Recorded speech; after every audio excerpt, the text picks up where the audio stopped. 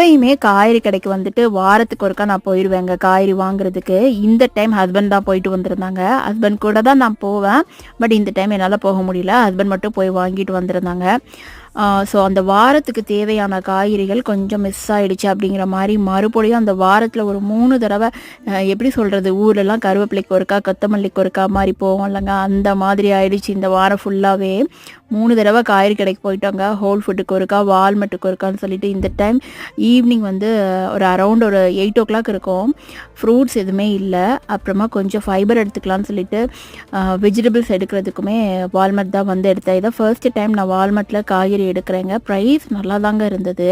Carrot, pineapple, அப்புறம் capsicum, cabbage, அதுக்கப்புறம் ஃப்ரூட்ஸில் வந்து பார்த்திங்கன்னா பனானா, ஆரஞ்சு, லெமன் வந்து சொல்லிட்டே தாங்க கூட்டு வந்தாங்க. 3 தடவை அந்த வாரத்துக்கு மட்டும் காய்கறி கடைக்கு வந்திருக்கோம். அன்னைக்கு ஒரு நாள் என் கூட வந்திருக்கலாம்ல அப்படின்னு.